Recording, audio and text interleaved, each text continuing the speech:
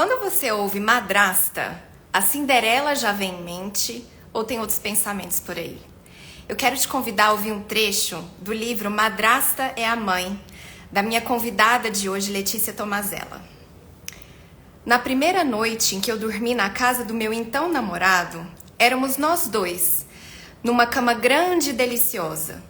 Dormimos em dois. Acordei, éramos quatro. Assim, bem assim, começou minha vida de madrasta, espremida numa imensa novidade. Se você acha que é difícil ser mãe, experimente ser madrasta. Essa frase é da minha amiga querida Mariana Camardelli, mãe e madrasta. Ou melhor, madrasta e mãe nessa ordem, conforme ela mesma sempre pontua. Que difícil comparar cargas já tão complexas por si só. Que difícil comparar mulheres e funções femininas. Que ousadia comparar as mães com qualquer outra coisa do mundo, não? Mas saibam, sempre somos comparadas. Pautadas na comparação diária, as mulheres construíram suas noções de feminilidade, de autoestima, de existência, de socialização. Pautadas na extenuante comparação com a outra, olhamos nosso reflexo no espelho e no outro lado tem sempre um algoz que nos chama de feia, pequena, incapaz, menor que uma outra. E foi assim, pautada na comparação, que a figura da madrasta foi jogada à marginalidade dos clãs, sendo ora má, ora simples coadjuvante, sem voz na própria casa e na própria vida. Ou mesmo ladra dos filhos alheios, ladra de família, eterna estrangeira. Chego a pensar que a sociedade assistiu ao looping, a novela mexicana A Usurpadora, e as madrastas são as Paolas Brachos das casas. Entendedoras entenderão. Gente, já não dá vontade de ler o livro? Quero saber se tem alguém conosco que é madrasta ou enteada. Hoje, deixa eu me apresentar, né? Para quem é novato por aqui, meu nome é Larissa. Eu sou autora do livro A Serenidade da Renúncia, que é uma bússola para as mulheres corajosas decidirem autenticamente por serem ou não mães. Meu livro está disponível na Amazon e já foi vendido, gente, em 7 países. Eu tô super feliz. Toda segunda-feira eu convido mulheres maravilhosas para comporem uma roda de conversa. E como eu disse hoje, para refletir sobre diversos assuntos e os motivos certos e errados para ter filhos, eu convidei Letícia Tomazella. Então, eu acho que ela já tá por aqui, já vou convidá-la para entrar. Quem tá com a gente, manda nos comentários nome, cidade, se é madrasta, se é enteado, quem é você na família. E se prepara, gente, porque hoje a gente preparou um monte de reflexão sobre maternagem, madrastagem, vida sem filhos e as múltiplas formas de cuidarmos do outro e de nós mesmas. Vamos ver aqui. Letícia tá com a gente, tá?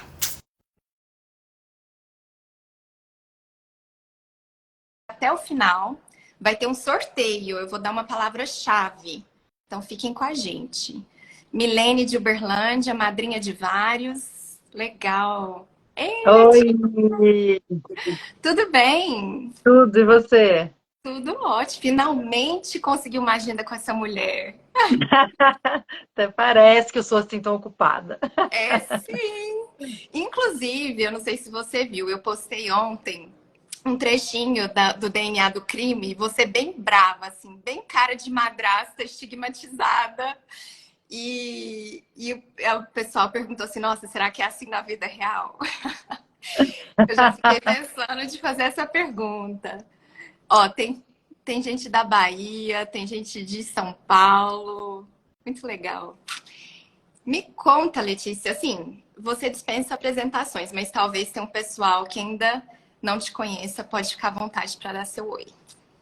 Bom, primeiro, obrigada pelo convite, né? Assim, eu fiquei muito feliz. É um assunto que, óbvio, né? Assim, me interessa muito, eu acho necessário, nem mesmo que nem me interessasse, ele é necessário, eu acho, para a sociedade. Então, obrigada pelo convite. Para quem está aí e ainda não me conhece, eu sou Letícia Tomazella, eu sou atriz e também escritora. Publiquei meu primeiro livro, que é não ficção, né? Que foi o ano passado pela Dita Livros, que é o Madrasta é a Mãe, Reflexões sobre uma Maternidade Marginal. Na verdade, o livro né, vem de uma vasta pesquisa, entrevistas com várias mulheres sobre madrastidade, que foi o foco ali naquele momento. Então, eu estou muito feliz de estar aqui. E porque, né, até coloquei nos meus stories quando eu fui divulgar a live, eu falei, olha, é madrastidade, mas é também maternidade compulsória, porque não tem como desvincular um tema do outro para mim. Então, a gente vai acabar, né, permeando aí esses assuntos. Com certeza, com certeza. Eu queria te perguntar, assim, você se apresentou como você se apresenta. E aí eu queria te fazer uma provocação de como que você acha que os seus enteados te apresentariam para um grupo de desconhecidos, né? Eles te veem assim como uma fonte de influência ou apenas como a esposa do pai? Conta aí, como que eles diriam? Não, eles me apresentam, eles dizem, né? Não é nem como eles diriam. Eles Aham. dizem, eles me apresentam como madrasta. Eles falam, essa aqui é minha madrasta. Faz muito tempo que é assim, na escola, volta e meia, né? O Yuri que é menor, então às vezes eu tenho que buscar na escola ou fazer alguma coisa lá. Ele pede alguma coisa, essa aqui é minha madrasta. Ou, peraí que eu vou, sei lá, Yuri, quer ir brincar lá em casa? Peraí, deixa eu perguntar pra minha madrasta, quando tô só eu ali. Então, Aham. madrasta, eles me apresentam como madrasta, eles aprenderam a não estigmatizar essa palavra que, devido a todo um contexto, toda a Disney, né? Todas as contos de fadas, ela ficou uma palavra carregada ali com muitos estigmas, e eles naturalizaram isso. E acho que também porque participaram muito do meu podcast que eu tinha, né, na pandemia com a Júlia Rodrigues, que é o Maternizando. Então, eles participaram da minha pesquisa de alguma forma e foram aprendendo sobre família mosaico. Então, madrasta hoje é uma palavra como qualquer outra aqui em casa, assim, sabe? Aham. Isso é muito legal, porque eu vejo que quando a pessoa se sente desconfortável com a palavra madrasta, gera até aquela brincadeira, boa drasta, porque pega o má da palavra, né? Então, de fato, ainda é muito estigmatizada. E me conta, você acredita que a representação das madrastas na cultura popular, ela tem mudado ao longo dos anos, ou a gente ainda vê essa figura que eu até brinquei no começo, da bela adormecida, da madrasta que queria que os filhos não existissem, né? Que os filhos. Sim, não, eu assim, acho que as pessoas ainda veem madrasta, tanto que tem a brincadeira do boadrasta também por tudo isso, né? Não, você não é madrasta, é boadrasta. Eu nunca gostei disso, não sou boadrasta, sou madrasta, igual a Mari Camardelli sempre fala, né? Não existe boadrinha. Uma amiga minha brincava, chamava o marido dela de bom marido, que não pode ser marido, né? Assim, então não tem uma mesma raiz ali de mater, então não tem porquê. Acho que sim, infelizmente ainda as pessoas veem dessa maneira e não é só na brincadeira ou algo assim, porque se fosse só na brincadeira tava tudo bem. São em momentos sérios também, do tipo, sabe, sai pra lá que você não é a mãe, sai pra lá que você não sei o quê. Ninguém faz isso com uma madrinha, ninguém faz isso com a tia, com uma avó, com a vizinha. Ninguém faz isso. Sai daqui que você não é mãe, você é a vizinha. Ninguém faz isso. As pessoas falam, vem a vizinha, vem participar do nosso negócio. A Uhum. madrasta não. Ela quase sempre excluída e eu sinto que, e é o que eu trago no livro, também isso é muito pautado na tão cultural competição feminina. Em volta de um mesmo, geralmente na relação heteronormativa, né? Em volta de um mesmo homem, né? Assim, então tem sempre o cara lá, o alecrim, e as duas se matando por causa de um lugar ao sol. Então, acho que vem muito daí, e aí, né, contra isso que a gente fica lutando aqui e tal. Sim. E eu quero fazer uma confissão, Letícia. Eu não vi ainda se a minha madrasta entrou.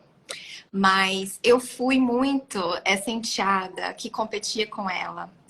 E foi interessante que depois que eu lancei o livro e a gente começou a conversar algumas questões do passado, né? Começa a vir um pouco de lavação de roupa suja do passado. E a gente se perdoou por entender que foi uma relação onde a imaturidade e a falta de consciência mesmo sobre a bobeira dessa competição por amor, porque amor não divide, amor multiplica. Só que a gente, né, fica pensando assim, e eu cheguei a dizer para ela, acredite, eu vim antes de você, sabe? Então, eu hoje estou fazendo um papel aqui, você vai, né, falar sobre situações que você combate e eu vou me declarar como uma pessoa também que, graças a Deus, hoje entende, assim, que é uma grande bobagem, né, essa competição por amor. E, ao mesmo tempo também, eu não sei se dentro do seu ciclo de amizades, você encontra outras madrastas que têm uma relação difícil. Não precisa citar nomes, mas você acredita que a raiz é exclusivamente essa competição?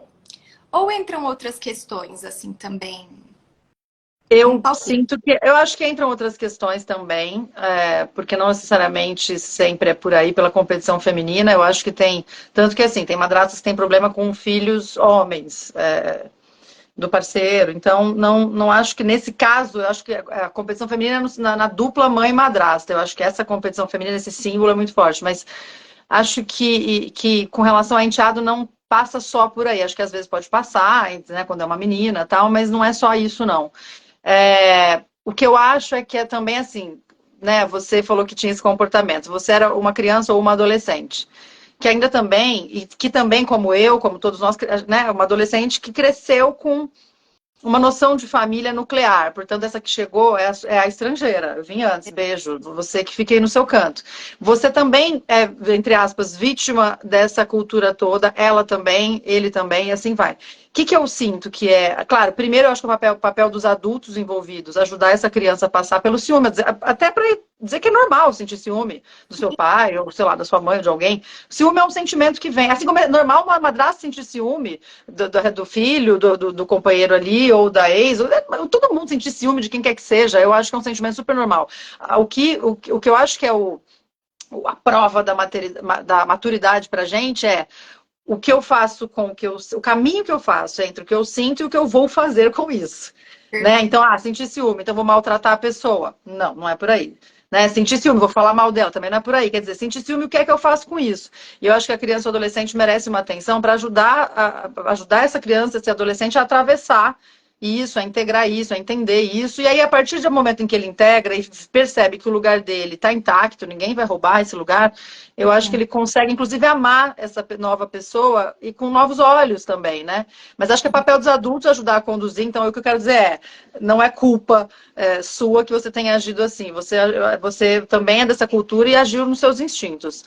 Ao mesmo tempo, é o que eu também falo no livro, é o que eu falo nas rodas de conversa, de bar, é o que eu falo, assim. O que meu marido também fala, porque ele também aprendeu na prática. O papel no caso, né, nesse caso de uma relação heteronormativa, o papel do pai, do cara, que é o elo entre a mãe dos filhos e a madrasta dos filhos, esse cara precisa atuar. Ele não pode simplesmente se eximir e falar, não é problema meu, não é conflito meu, elas que se odeiam, não tem nada a ver comigo. Não é assim. Ele tem que atuar. E aí ele também tem que proteger o lugar dos filhos, mas tem que proteger o lugar da nova companheira. Porque se ele não fizer isso, em algum momento essa companheira vai vazar.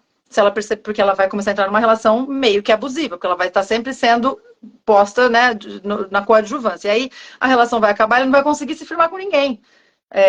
Né, assim, ou só vai se firmar com alguém que se subordine demais e a pessoa não vai estar saudável, feliz. Então eu acho que o cara tem um papel determinante, ele precisa atuar. A gente não ensinou ainda, né? A sociedade não ensinou os caras a pararem de ser meninos.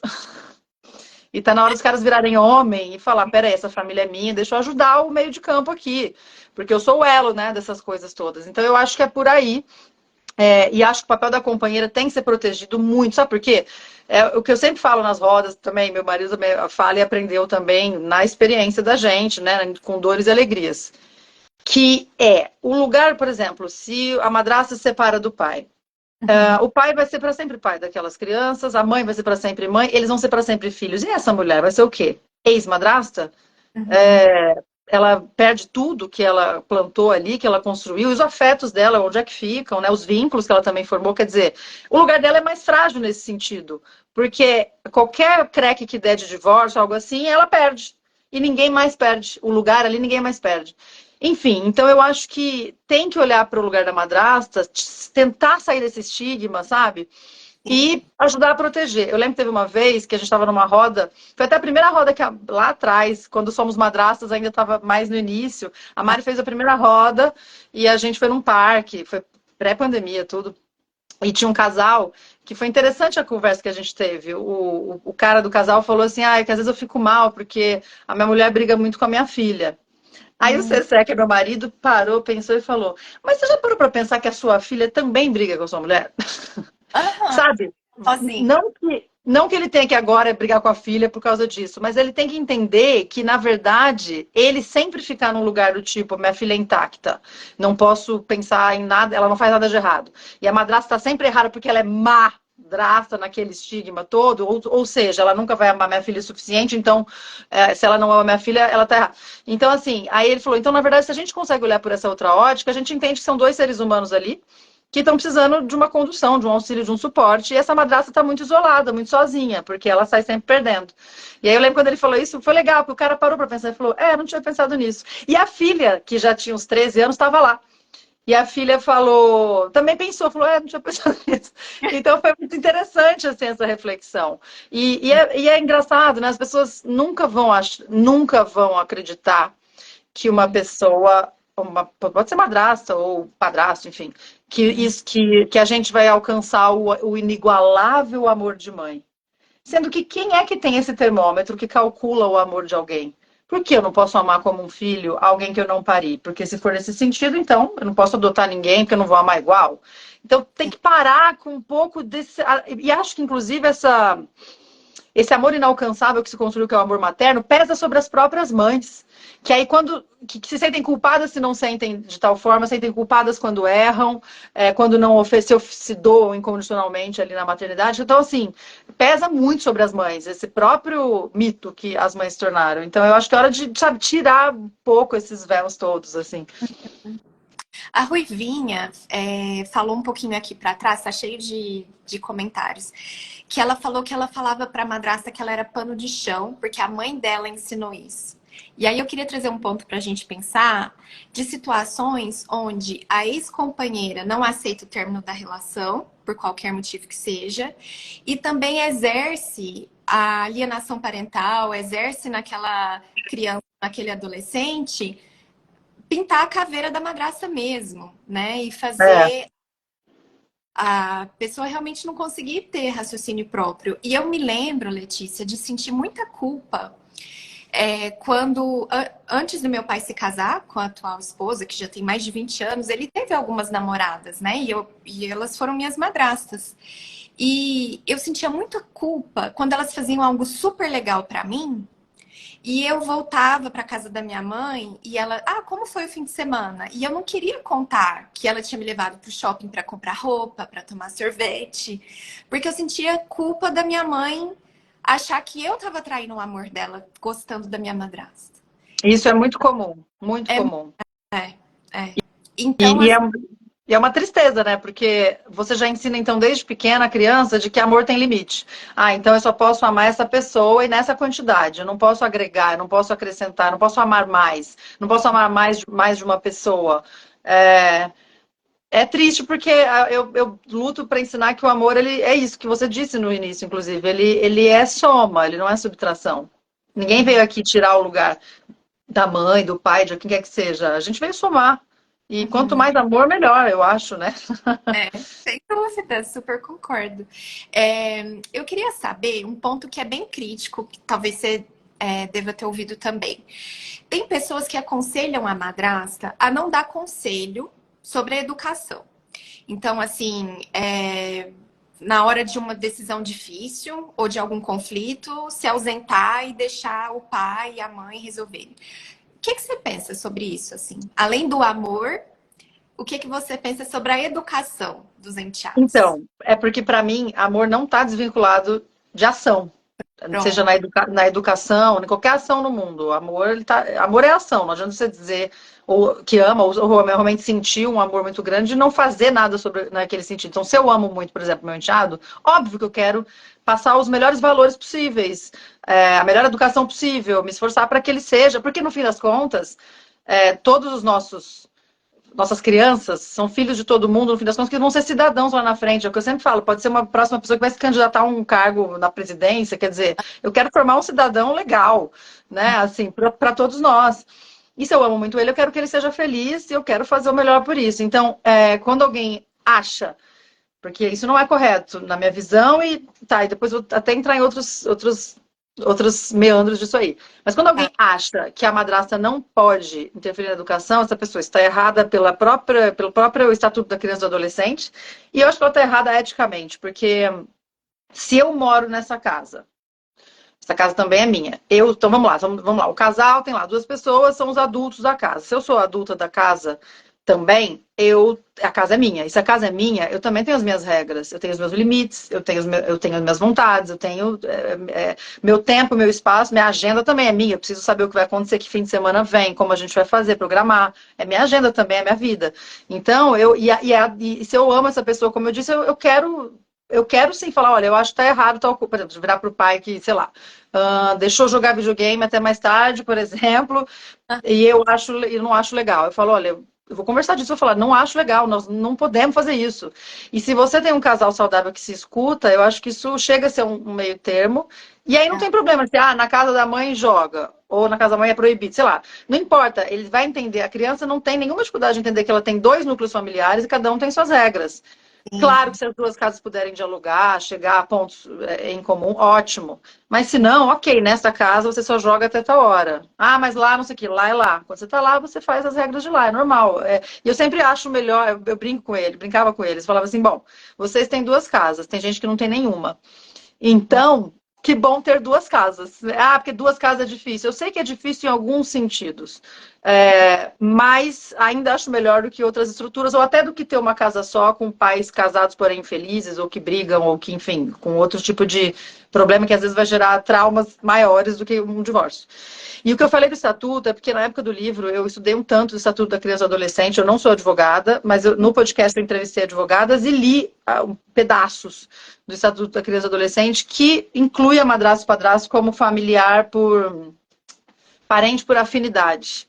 Então, eu não só tenho direitos, como eu tenho deveres. Legal. Porque eu sou parente por afinidade e eu faço parte do núcleo principal daquela criança. Por exemplo, se eu moro com o pai da criança, eu faço parte desse núcleo paterno, portanto, essa criança também está sob minha responsabilidade.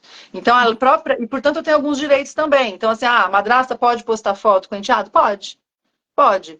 Nem a madrasta, nem a mãe, o que não pode é postar foto vexatória, foto que, né, assim, como é que fala? Põe a criança em situações específicas, né? Óbvio, e ninguém pode. Mas, assim, em termos de postar foto publicizando o meu afeto, eu Aham. posso.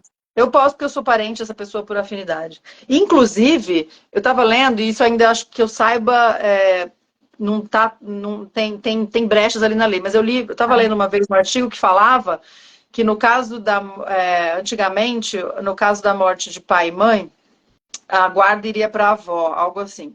Mas parece que hoje, se essa criança tem madrasto ou padrasto que realmente teve uma relação, né, não um aleatório, mas que teve uma relação, um convívio familiar, a guarda fica com essa pessoa.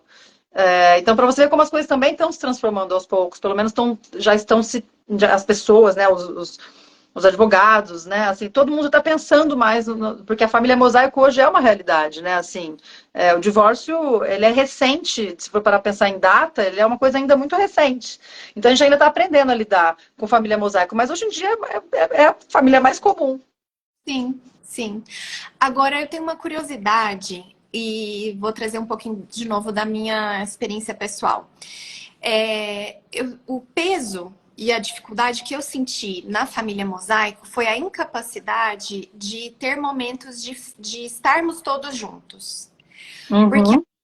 aquela angústia, por exemplo, no meu aniversário, ou eu chamo a mãe ou eu chamo o pai com a madrasta, mas jamais juntos. E muito por questões deles mal resolvidas na época. E que eu sei que vários Claro. casos passam por isso. E aí eu queria, por exemplo, que você comentasse se em situações onde, sei lá, Natal, aniversário, coisas de escola, como fazer uma situação onde a criança sente que ela, o jovem, que a família está lá, sem sentir aquela situação de ter que ficar mediando, sabe? O Sim. que você pensa disso? Então, eu quase sempre acho, claro, eu acho que os adultos têm que se esforçar muitas vezes em prol das crianças dar uma engolida nas suas mágoas e ir na formatura, ir nos lugares. Mas ao mesmo tempo, então acho que tem eventos que são especiais demais para a gente ter que escolher. Por exemplo, uma formatura. Mas eu acho que outros eventos, por exemplo, aniversário, que tem todo ano, eu acredito que se todos não estiverem confortáveis com a reunião, né, com estar juntos no mesmo ambiente, a criança vai perceber a tensão. E ela, em algum lugar, talvez ela não consiga elaborar, mas ela sente aquela tensão de estar, ai meu Deus, a mesa do pai tá ali com a madrasta, a mesa da... E fica um lugar. Eu acho que se não tiver todo mundo confortável, eu não vejo problema algum em fazer 2 aniversários, por exemplo. Até que uma hora as coisas se ajeitem. Ou se de fato os adultos estiverem dispostos a transformar aquilo num bom momento, ótimo. Mas se não for possível, se for uma coisa que for ficar muito dolorida, eu faria 2 festas. E uma hora a criança vai entender que tudo bem. Assim, mas isso é culpa dos adultos. Mas adulto também é um ser humano em evolução. E às vezes não está conseguindo avançar em certas pautas, né? Depende de como foi tudo. Então, eu acho importante todo mundo ficar confortável. Para mim, é igual a história de cama compartilhada. Não tem regra, mas é errado ter cama compartilhada, é certo ter cama compartilhada. Mas não sei o que lá. Eu acho assim, se alguém está desconfortável, pode ser a madrasta, pode ser o padrasto, pode ser o próprio pai, sei lá, já é hora de repensar, porque todo mundo tem que estar confortável num contexto. Isso é um bom Então, caminho. eu acho que tudo que me deixava desconfortável, por exemplo, na minha experiência nisso, nos momentos mais difíceis, nos primeiros anos, tudo que me deixava de coração apertado, desconfortável, me sentindo espremida. Eu tenho uma sensação quando eu estou num lugar assim, que eu estou com esse tipo de problema, por exemplo, não sou bem-vinda nessa festa, por exemplo. Eu me sinto espremida, eu me sinto pequena, eu fico angustiada. Então, cada vez que eu sentia isso, eu puxava um papo com meu marido para falar, essa situação não funciona para mim, eu não estou bem, eu saio pior do que, sabe, eu saio querendo chorar. Para quê que eu vou me... Isso é um autoabuso, eu me colocar numa situação que me deixa tão mal. Pra que Deus? Não precisa. Então, mas acho que aí o parceiro, o casal, tem que conversar bastante para que as coisas possam ser também delicadas. Falar, ok, nesse momento eu ainda não consigo. Vamos fazer diferente? Vamos fazer 2 festas? Tudo bem. Aí na próxima a gente vê, a gente vai tentando. Então, aqui eu acho que a gente evoluiu muito nesse sentido. Hoje todo mundo tem uma relação excelente. Nem sempre foi assim. E quando não era, foi importante eu poder dar limite e sentir que teve escuta. Porque não adianta eu dar limite e o marido me achar uma tonta e a gente ficar brigando. Aí realmente eu acho que. Porque aí não é o cara pra mim também, entendeu? Se o cara Sim. não me dá valor, não me escuta, não me abre escuta, só me tem de coadjuvante, aí eu falo, bom, então não é pra mim esse bofe. Mas não foi o caso, eu tive escuta, senti que a família tinha fertilidade porque eu tinha a trazer. As crianças também, que não eram tão crianças, né, não são mais tão crianças hoje, mas na época eram mais crianças e foram sempre muito receptivas comigo, entenderam momentos em que eu precisei pôr o limite, de falar, olha, eu não consigo ir até lá. E chegou um momento que às vezes eu me forçava e um autoestupro que a gente se faz muitas vezes. Aí chegou uma hora que eu falei, sabe quando eu me toquei que estava errado? Quando eu comecei, quando eu fui pela terceira vez em, sei lá, 3 meses para o hospital com infecção de urina. Muita dor. Na terceira ida, eu falei, chega, eu já entendi o que está acontecendo comigo emocionalmente. Chega. Ou eu dou limite, ou eu vou ficar me estrupiando por dentro. E aí todo mundo entendeu, me acolheu, compreendeu, e a gente foi devagarzinho. Olha que legal isso tudo que você trouxe, porque serve para todas as relações, porque a gente tem essa tendência, muitas vezes, de, em nome de um amor ou de um cuidado, ultrapassar os nossos próprios limites numa situação onde você acha que o outro está mais vulnerável que você. Só que engana-se quem pensa que a criança, que o adolescente não está percebendo tudo, é muito sagaz, muito sensitivo. E eu gostei demais disso que você falou, e eu valorizo muito o diálogo, porque eu entendo que às vezes a gente precisa transformar de fato em palavras aquilo que o corpo já está dando sinais, né? Uma noite de sono ruim, tudo que vai acontecendo e que a gente precisa pôr para fora para pôr os pingos nos is em qualquer relação. E o corpo vai dando sinais, né? Então, por exemplo, eu lembro que cada vez que no começo também, cada vez que chegava, que são 2 enteados, então cada vez que chegava um aniversário, então hora era de um, hora do outro, eu ficava a semana inteira com uma espécie de crise de ansiedade sutil, mas meu coração assim, angustiada, nervosa, Aí explodia por qualquer coisa, falava com grosseria, eu ficava assim, completamente elétrica na semana que antecedia o evento. Aí eu comecei a perceber, eu falei, cara, eu não estou confortável nessa situação. Perfeito. Então, como a gente resolve isso, né? Assim. E aos poucos eu fui me trabalhando, acho que também agora já faz muitos anos, mas, mas não foi fácil, não. Foi um trabalho. Falando em trabalho, vou pegar um gancho aqui de carreira, porque existe muita discussão dentro do universo da maternidade sobre conciliar carreira e maternidade. E eu queria saber se para você, madrasta, ter os enteados te exigindo às vezes buscar na escola, acompanhar numa consulta, ter os eventos da escola, que não são poucos, né? Eu tenho uma amiga que foi apresentação de natação. Ela me mandou assim, meu Deus, o que a gente quer ver filho apresentando dentro da água? Isso te afetou também profissionalmente, positiva ou negativamente? Conta pra gente. Eu sinto que sim, e vou te dar um exemplo de como que essa coisa da madrastidade barra maternidade, que é uma maternidade marginal, ela mexe, porque a ciência já diz que os nossos hormônios, eles são muito mutáveis, então a depender de um momento que você está vivendo, seus hormônios também ficam. Eu sinto que eu tive umas alterações hormonais logo que eu virei madrasta, e não foi porque, e olha, você não está falando com alguém que tinha o sonho de ser mãe, e aquilo foi então sua grande realização, e eu viajei na maionese, mudei meus hormônios e criei leite, não foi nada disso. Eu não tinha o sonho de ser mãe, não ficar viajando na maionese nessa história de, ai meu Deus, que delícia levar na escola.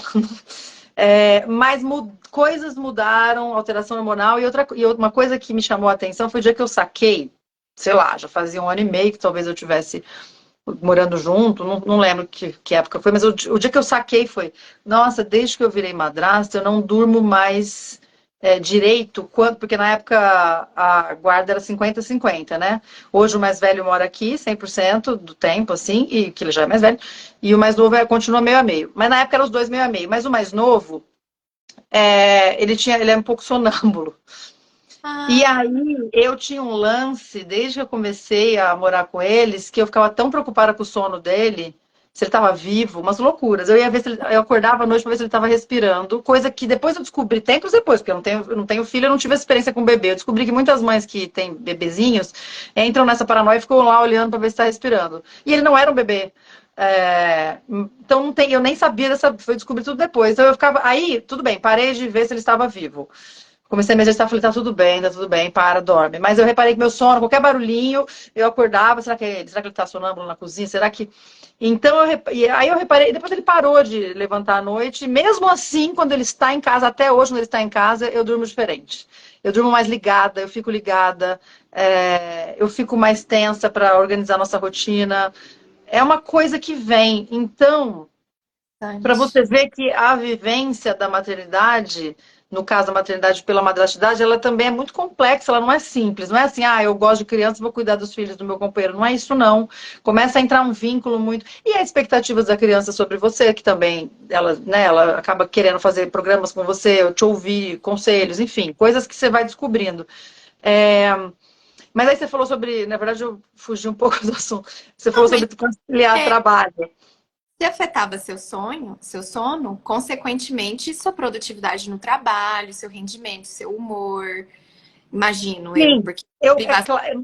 o meu humor muito, mas assim, meu humor muito afetou demais, era muito mais instável no começo. E a Mari Camardelli também, foi ela que um dia, num post dela, que eu falei, caramba, ela me esclareceu uma coisa, que ela que é mãe de dois, biológica, né, e madrasta de dois, ela escreveu, e o puerpério da madrasta, como é que fica? E ela descreveu exatamente o que eu sentia, que são coisas loucas, que é uma espécie, óbvio que não é um puerpério igual, não estou querendo comparar, mas é uma espécie porque de repente você tem uma vida solo, uhul, de repente você não é mãe, mas mora com filhos, é o que eu falo no livro, né? Não sou mãe, mas moro com filhos. E tua vida muda muito radicalmente. Seus interesses, sei lá, agora eu não vou mais no cinema só ver o que eu quero, eu tenho que ver desenho, quer dizer, sei lá, isso é um exemplo besta, mas tem muitas outras coisas. Então, acho que afeta sim. Então, claro, tem um privilégio aí. Como os meus enteados têm pai, mãe, madrasta e padrasto, Legal. Qualquer coisa que um precisa, mesmo a própria mãe, se precisar trabalhar, fazer uma viagem, alguma coisa, o outro segura a onda e assim a gente hoje super compartilha isso. É um privilégio. Mas tem um privilégio da madraça que se a criança tem mãe, quer falar assim, apareceu um trabalho para mim, por exemplo, em Recife, eu posso ir. Uhum. Sim, sim, se eu for mãe, não importa que tipo de mãe, se é por adoção, a biológica, mas se eu for mãe, a única responsável legal por alguém, eu tenho que fazer das tripas coração para poder fazer esse trabalho. Sim. É, então, óbvio que isso é um privilégio eu poder aceitar trabalho sabendo que tudo bem, eles ficarem aqui. Mas, no começo, então eu sei que eu poderia aceitar, mas no começo não era fácil. Eu lembro que, já na pandemia, eu fui fazer uma novela no Rio e eu fui para o Rio.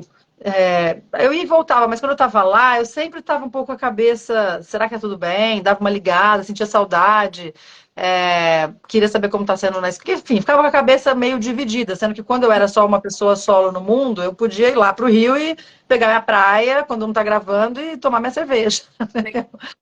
Né? Então afeta, eu acho que afeta isso. Então, mesmo outras coisas, assim, um exemplo mega aleatório aqui, não aconteceu, mas por exemplo, um amigo meu foi fazer novela em Lisboa, foi para Portugal, tá lá. É, hoje, se me aparecesse algo assim, que eu tenho que ficar 8 meses em Portugal, eu vou aceitar. Eu possivelmente, se for um trabalho legal, eu vou aceitar, mas não é fácil. É uma coisa que eu tenho que fazer toda uma organização externa e interna, porque eu sei que não é fácil nem para eles que ficam. Então, Uhum. é todo um lance. Será que vale? Tá valendo tudo isso? Não tá? Você pondera mais, né? Então, acho que interfere. Interfere na minha alimentação. Não sei como você sentiu isso na sua vida, mas a minha alimentação. Porque aí você começa a fazer as comidas das crianças, e aí, enfim, meu peso mudou. Quando eu me toquei, eu olhei no espelho e falei, não sou mais eu preciso voltar a lembrar o que eu gosto de comer. Porque de repente eu comecei a viver a vida Ah, que é uma vida familiar que não era a que eu tinha. E eu sinto que eu me perdi. Eu sinto que eu já ouvi esse relato de algumas mães também e de outras madrastas, que a gente se perde um pouco, às vezes, da gente. né? Rola uma simbiose esquisita. Aí depois de já fazia uns 2 anos que a gente estava junto, aí eu falei, pera, eu preciso voltar a ser eu. Calma, eu tô muito simbiotizada aqui. O que eu gosto de comer? Que programas eu gosto de assistir? O que eu gosto de Sim. fazer à noite? Calma, eu preciso voltar a ter um pouco do meu eu, senão eu vou pirar. E aí foi Aham. legal também, foi legal que eu fui. Aí eles foram respeitando isso pra mim. Falaram, não, hoje, se vocês quiserem fazer macarrão, vocês façam, que hoje eu vou comer shimeji, sabe? Então também tinha um pouco isso. Legal. Eu queria tocar no assunto que é o seguinte: a maternidade ela é muito sacralizada. Então, é até interessante esse movimento de uns anos para cá que a gente vê dos books, das fotos mais sensuais das mulheres grávidas, né? Com lingerie, ou às vezes até nuas, assim, e Instagram. Coisa que, se às vezes você não tá grávida e posta uma foto de biquíni ou uma coisa, você tá se expondo, né? E a senhorita tem uma cena quentíssima no DNA do crime. E eu fiquei pensando, eu falei, gente, que engraçado. Como será que uma mulher mãe é julgada pelos filhos, a depender do trabalho, do tipo de exposição ou sensualização que ela traz?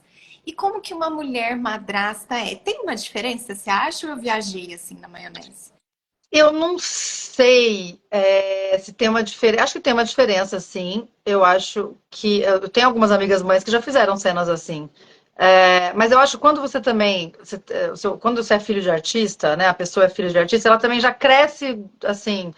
Muito de outro jeito. Então, por exemplo, o Yuri é meu enteado mais novo. Ele não é meu filho, mas ele me acompanha há muitos anos. Então, assim, ele já esteve presente em coxia de teatro comigo. Vai ver ensaio, vai ver peça, ver lá o povo louco correndo lá atrás para pegar a roupa que ficou. Então, assim, ele sabe como que se faz uma peça de teatro, por exemplo. Eu já levei os dois no estúdio na época que eu fiz novela no Aham, SBT. Eles entendem aquele ambiente diferente. Então, eles essa questão, essa relação com o corpo, ela é diferente. E, por exemplo, o pai deles também é cineasta, a mãe deles foi por muitos anos dançarina. Então, acho que a relação também deles com o corpo já era uma relação menos moral, vou chamar assim, menos, ai meu Deus, menos cheia de tabus. Então, para eles, acho que foi bem sussa. Na verdade, me ver assim nessa cena ou em qualquer outra coisa, assim, eles não sentem nenhum estranhamento, não. Acho que pode ser que alguns filhos sintam ou nem queiram ver, deve ser esquisito, talvez. Mas eles têm uma relação. A gente também, né? A gente formou eles assim aqui em casa de falar sobre todos os assuntos, sem muito tabu, sabe? E o corpo da gente, eu acho que é legal você ir tirando os tabus. É o corpo humano. O corpo humano é isso, tem tais órgãos, é assim, o corpo de uma mulher é assim, o corpo. Então, não senti que tem essa questão, mas acho que uma mãe deve. Perante a sociedade, eu acho que é mais complicado do que para os filhos dela, talvez, entende? Ou até perante a família estendida, a avó, a tia, acho que é mais complicado do que para os filhos, porque realmente, outro dia eu estava brincando que você falou isso, eu achei interessante lembrar. Que quando eu gosto muito de usar short jeans, eu sou uma pessoa que sinto muito calor, eu gosto de sair de short.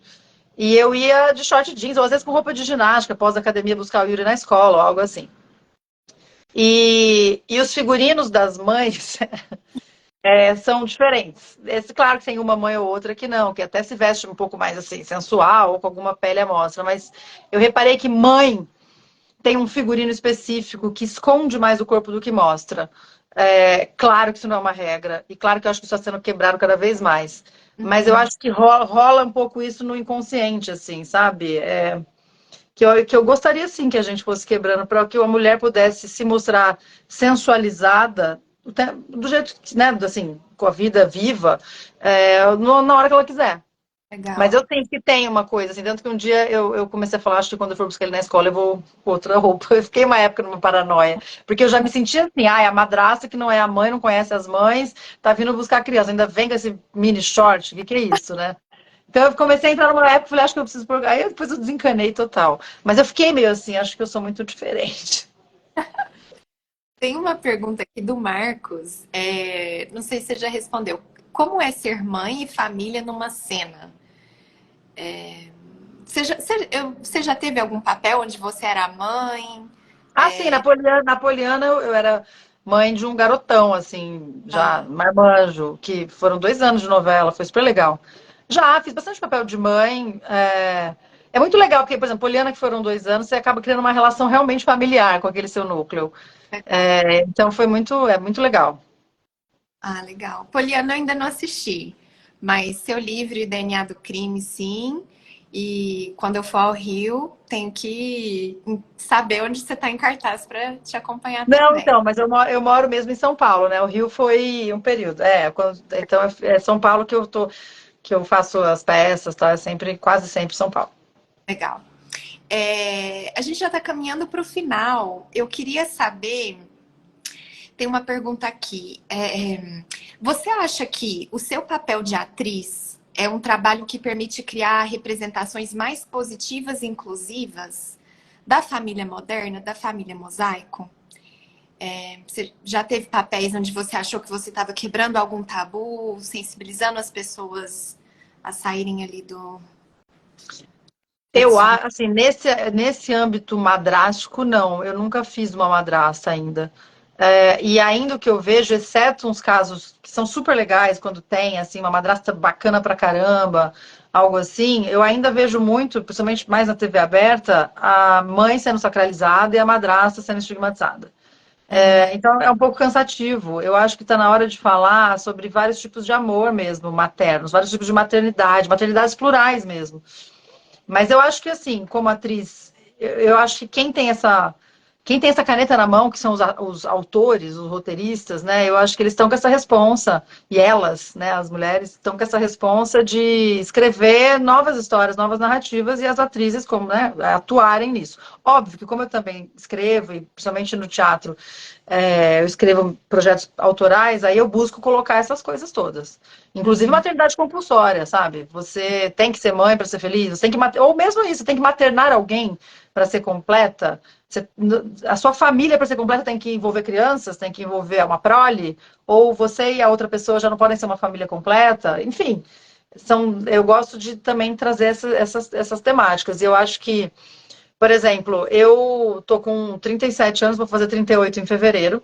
Aham. E óbvio que tá chegando a hora que você faz. E eu nunca sonhei em ser mãe, mas você vai chegando ao prazo, no sentido de fertilidade, você fala: Sim. será? Será? Será que eu realmente não quero? E se eu me arrepender? Por isso que, inclusive, eu li o livro da Orna Donato, que é uma socióloga israelense, que chama Mães Arrependidas. Não sei se você já leu. Total. Já li, E sou já fiz apaixonada por esse livro. memória. Hã? acompanhar a Carla Tenório, do Ah, que perfil. adoro. Aham. A gente fez um É. bate-papo de segunda também. Ai, adoro, que legal. Porque é isso, assim, aí você fica pensando nisso. Será que eu preciso disso para ser completa? Ou quando eu for mais velha, não vão me ver como completa ou como realizada, porque eu não parei ninguém.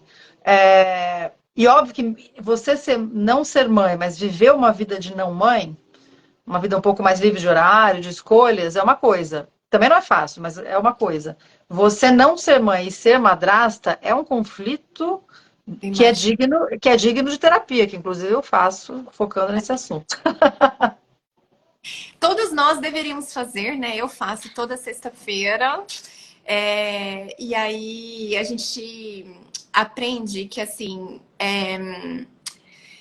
a gente está em constante evolução, como você disse, inclusive os adultos. Que quando a gente erra, a gente pode voltar atrás, pode conversar, pode ressignificar o que, que aconteceu. Né? Acho que a terapia ela ajuda a gente a seguir interagindo de uma forma leve, apesar dos nossos desafios, né? E Sim, é importante. Bom, eu poderia continuar mais um tanto, mas eu já até ultrapassei o horário que eu combinei com você. não tem problema. Eu queria agradecer. Tem dúvidas que eu não respondi, gente? Às vezes eu empolgo aqui com a conversa e, de fato, eu esqueço que não é podcast, é live. Se tiver Deixa eu alguma ver. Acho pergunta, que. vou de novo aí. E Eu enquanto queria ler, eu posso? meu Queria ler livro, um trecho do seu, já que você começou lendo um trecho do meu, eu vou finalizar lendo um trecho do seu. Deixa eu abrir aqui no computador. pega o lencinho que eu vou emocionar. Peraí. Aqui, peraí. Calma lá, que eu vou abrir certinho aqui. E, gente, fica depois que eu vou falar a palavra-chave para ter sorteio de encerramento aí do nosso papo de segunda. Calma aí. Tô abrindo aqui o trechinho, só um minuto. Aqui. Posso? Por favor. Gente, para quem chegou no meio, a Larissa é autora do livro A Serenidade da Renúncia. E eu vou ler um trechinho agora. Tá aí, ó. Comprem. E tá na Tá na Amazon. E já foi vendido para 7 países, né? país além do Brasil. Tô chocada. Demais. Demais. Demais. Vamos lá. Na mitologia grega, a harmonia, concórdia para os romanos, é filha de Afrodite e de Ares. Como fruto da união da deusa do amor e do deus da guerra representa simbólica, como fruto da união da deusa do amor e do deus da guerra, representa simbolicamente o equilíbrio ideal, a paz, o oposto da discórdia. A harmonia diante das diferenças é o que eu estou buscando no presente. Não quero ser convencida por quem tem, quer ter filhos, de que eu preciso deles para minha vida fazer sentido. Enquanto reflito criticamente sobre a maternidade, também não estou tentando convencer essas pessoas do contrário. Por isso, escolhi aprender mais sobre maternidades e não maternidades, para convencer apenas a mim mesma sobre qual será a minha decisão. O momento presente é uma dádiva. Refletir e discutir a decisão por ter filhos ou não é uma conquista recente e ainda não universal das mulheres. Mulheres que refletem sobre esse tema precisam olhar com amor para o seu passado e seus papéis. Precisam acolher suas vivências como filhas, irmãs, sobrinhas e netas, para internalizar de verdade que cada um faz o seu melhor possível no papel que ocupava ou que ocupa. Precisam refletir sobre os seus valores inegociáveis e o futuro que desejam ter. Caso contrário, não terão filhos ou os terão pelos motivos errados. Independente das circunstâncias pelas quais eu e você vivemos, a vida harmoniosa exige de nós enxergar beleza na inconstância, na impermanência, na dança do universo, que não é, em absoluto, uma linha reta. Palmas para essa escritora. Lindo. E é isso, né? E você pontua aqui muito bem. É um privilégio poder pensar sobre isso, porque é claro que nós sabemos que é um privilégio ainda recortado, né? É um recorte de classe. Nem toda mulher tem ainda a possibilidade, a oportunidade, o privilégio de poder falar, refletir sobre isso. Simplesmente vai fazendo, vai indo, vai tendo filho atrás de filho, porque, claro, são realidades ainda diferentes, ditadas por toda uma questão econômica. Mas aquelas que portanto, obtém esse privilégio, né? Tem esse privilégio, essa oportunidade, que somos nós aqui e outras tantas. Essas que podem, têm que, então, refletir e lutar pelas que não podem ainda, para que um dia a figura da mulher possa ultrapassar a questão uterina, a questão do lar, a questão dos cuidados, a questão do delicado, do submisso, para poder ultrapassar esse papel e Uhum. ganhar os papéis que a gente desejar ter, né? Se de repente o meu sonho é ser astronauta e é lá que eu vou brilhar o meu máximo, né? Ou não, de repente eu quero ser mãe, é aqui que eu brilho o meu máximo, enfim, mas que possa ser uma escolha livre, mais livre, né? Então, muito legal ter lido seu trecho. Ai, olha, muito obrigada. Assim, é uma honra te ouvir lendo. É, A eu tô honra foi minha, a honra foi minha, obrigada mesmo. Além de te agradecer pelo seu tempo, pela troca que foi riquíssima, quero agradecer todo mundo que ficou aqui até o final, que mandou perguntas. Desculpa se eu passei batido em algo. E eu queria falar sobre o sorteio. Pela primeira vez, Letícia, aqui na sua live, eu quero fazer um sorteio, porque quinta-feira agora termina o meu lançamento solidário. Durante 30 dias, 100% da receita de vendas do livro, eu optei por destinar como doação para o Hospital do Câncer, que é onde eu comecei a escrita do livro.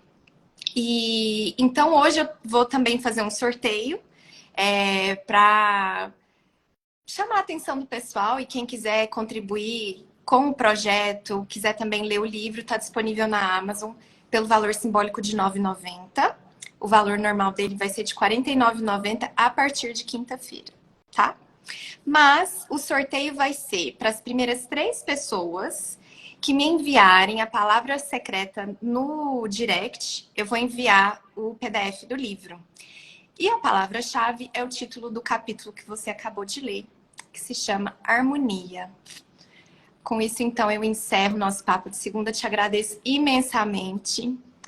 E um beijo para todo mundo que nos acompanhou até aqui. Obrigada, viu? Obrigada mesmo. Estou muito feliz, honrada. Obrigada também a todos e todas que estiveram aqui conosco nesse papo gostoso. Até Tchau, tchau. mais. Até. Tchau.